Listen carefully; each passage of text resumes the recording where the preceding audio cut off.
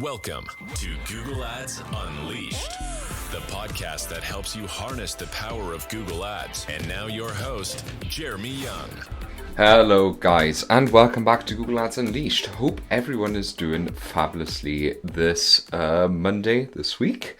And today I want to be talking about something which I am quite passionate about, and that is how to avoid some common mistakes that e-commerce businesses make when it comes to Google Ads and how you can avoid them. Because the thing is, I'm a firm believer that mistakes are just part of life, right? You're just gonna always I make so many mistakes as a business owner, it's not even funny.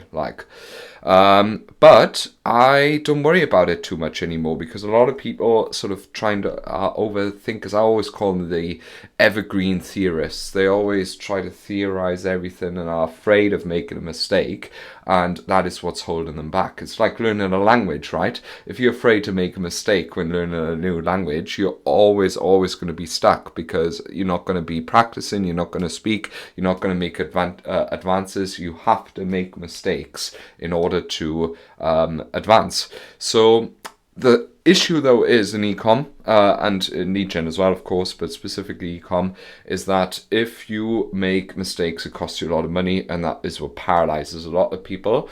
So I've made all the mistakes there are to make, right? So today's episode is going to be about a few common Google Ads mistakes that you can avoid if you may have encountered this situation or heard of someone making those mistakes. Then you can already avoid them, because I have made them already. And we start at the end, and that is on the site. So one of the most common mistakes that I see is to simply have an unoptimized product page. Too many businesses that I talk to think they can just slap out a page, put no effort into it, and they think, oh, I'm going to run ads to it, and in the end it's just going to work itself out.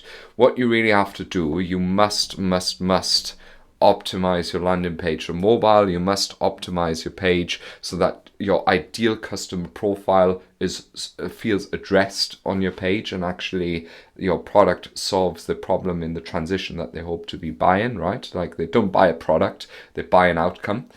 And too many pages are just not doing that. And very often with a lot of our clients, because I don't want to be bragging or anything, but we're obviously pretty good at what we do, and we kind of reach a limit at some point of how much ad spend we can actually spend, because we run out of search volume, or we run just out of the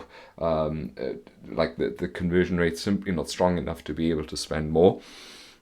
And we say the next growth lever is your landing page, and too many people just do not think about that and neglect that grossly, and that is where, in my opinion, they leave most money on the table.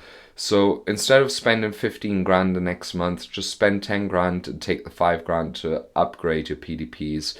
You're going to be having a massive difference afterwards, and you're going to be thanking me. I also got an episode on how to optimize your PDP, and so have a look for that one. The second big mistake is that a lot of businesses make is that they do not track the right metrics, or they don't understand what they need to track. They, for instance, don't even understand what is their break-even ROAS. They don't understand what CAC do I need, so customer acquisition, like NCAC. They don't understand what a good MER looks like. They don't understand what a good budget mix between the channels look like.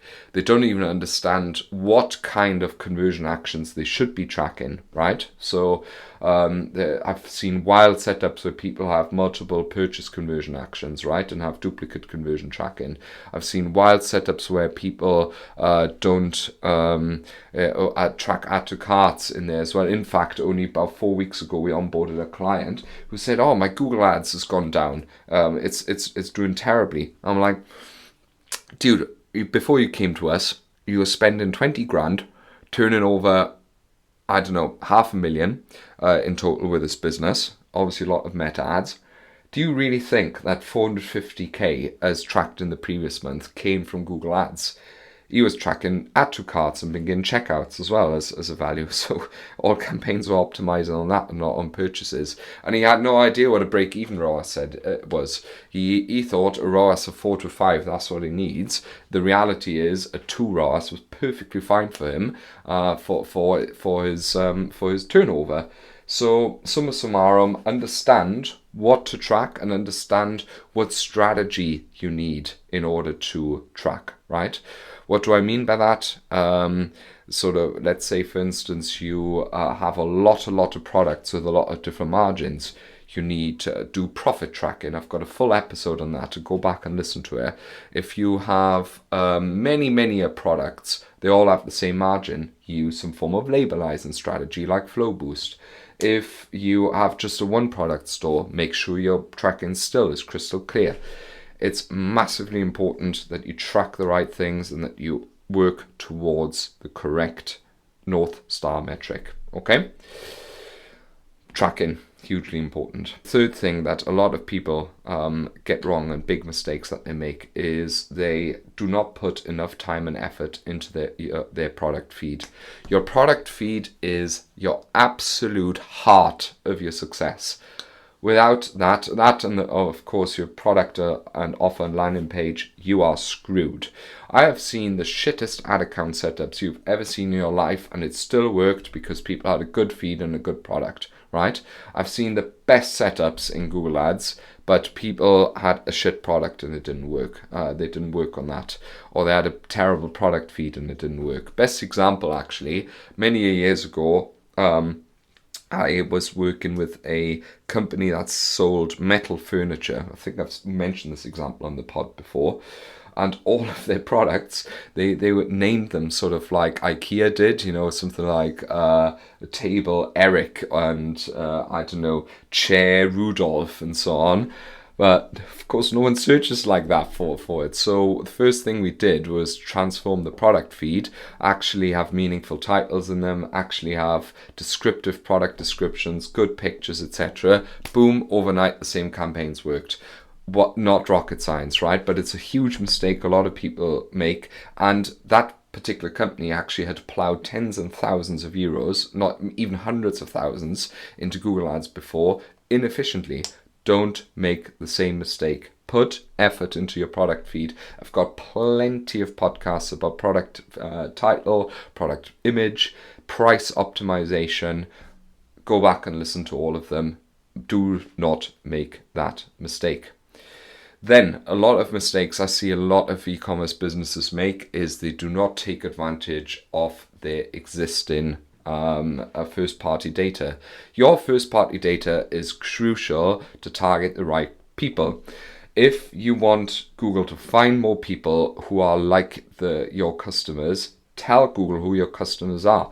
Upload a list of existing customers, upload a high-value customer list. So, for instance, however you define that, your VIP purchases, these could be repeat purchases, these could be subscribers, these could be whatever, and use that to effectively optimize your campaigns. Google will automatically take into consideration who these people are and show these people the correct products.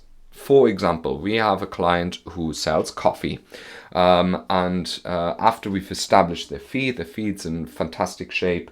We got now a massively good idea about what a good CAC looks like and what that translates to as a target CPA goal in Google, right? Which is great. We now are at a stage where we have actually had so many customers now that we've uploaded effective lists into the Google Ads account, and now we can actually start scaling into search terms such as just coffee, because they're quite niche with their specific coffee, but of course that search term will have the highest search volume, and it'll only now selectively show ads to people who are in our ICP so that we can take advantage of that additional search volume. And it's been really helpful. It's also been helpful in, for instance, optimizing towards new customers, or even using PMax now to activate lapsed customers. It's also been super helpful in sort of trying to exclude existing customers, etc., right? So Guys, use first-party data. You are being inefficient if you are not using that. Then on the media buying side, there are so many mistakes that I could be mentioning, but I'm going to pick out top 3 which I see time and time again and which pop to my head. And that is, one thing I see very often is the wrong bid strategy is used. People, you need to the whole idea of a bid strategy is to effectively bid towards what the goal is of your ad account. And I think that sort of goes hand in hand with the first mistake that I've mentioned, is many people don't actually know what their goal is, and for that reason use the wrong bid strategy, right? If your goal is to get a new customer CPA of £50, let's say, then you have to use target CPA, right? Like that's then traditionally the bid strategy you want. If your entire business is about getting new customers into the funnel to buy your supplements, right? You have a supplement brand, you sell one supplement, you need to use target CPA, right, as a bid strategy. If your goal is to get positive return on ad spend on your first order, you need target ROAS, etc., etc. Traditionally, target ROAS is better suited for e-commerce businesses. This is a very generalistic thing to say, I know. And usually target CPA is better for lead gen, right? Unless you, of course, transmit conversion values in as well. But this is a different kettle of fish. But wrong bid strategy used is massive. I see that in brand campaigns as well. I see it in branded shopping campaigns. Oftentimes, that is a mistake that I see. Then the second mistake I see is no clear segmentation strategy. Usually, often, I go into Google Ads accounts and I see 1p max with brand included, with maybe 5 asset groups for no fucking reason, and a brand search campaign, and the brand campaigns on broad, and then people are just pulverizing money into that. Don't do that. Have a good idea of why and how to segment your ad account. I've done actually a pod a couple of weeks ago about how to segment with a very, very clear phrase that I use oftentimes, and that is consolidate if you can, fragment if you need it. And the determining 3 factors that should always guide your decision is daily budget, what is my bid strategy, and what am I advertising? If you can harmonize these 3 factors throughout your entire ad account, boom, bash, boom, you're going to have the best setup possible. So if you need to split brand and non-brand, 2 different campaigns, do you need a different bid strategy to exist into customers versus, if for instance, in an RSA versus new customers? Boom, different campaigns. Please segment your accounts properly. This is just a huge mistake that I see all the time. And the last big mistake that I often see would be probably to just not put the effort in. So Google needs, I always like to think Google is a bit like a garden, right? You don't sort of seed your seeds and plant your flowers in the bed and then just let them grow and do their own thing. Well, to a certain degree you do, because that's what the art is of managing a Google Ads account. You have to know when to reseed, you have to know when to repot, you have to know when to prune, you have to know when to do all of these things. But if you just let it grow, it's going to be one big fuck off wild garden, right? And although that looks cool and can be cool, most of the times it's not really what you want, right? You want a well-maintained lawn, you want a well-maintained flower bed, you want to have everything growing nicely and not cannibalize each other. That is what you want. And this is a big mistake I see, set and forget and never been touched. For instance, we recently took over an ad account which is in the women's accessories niche, and we basically implemented all of the basics that I talked about just now. And what do we see? We've basically doubled sales within about 5-6 weeks because we actually segmented the ad account. We actually put the right message in. There was like Black Friday messaging still. That's how long it's not been touched. And unsurprisingly, it's doing really well right now. So it just needs tender love and care.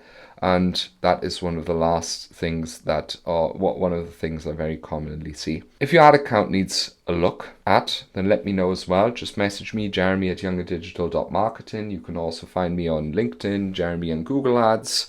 You can also send me a message via our website or book a strategy call with us straight away at younganddigital.marketing. I would love to hear from you. Maybe you're making one of them mistakes and you need advice on how to fix it. I'm here for that. And with that, I say thank you very much. This has been Jeremy Young, your personal Google Ads expert, and I wish you a happy and productive week ahead.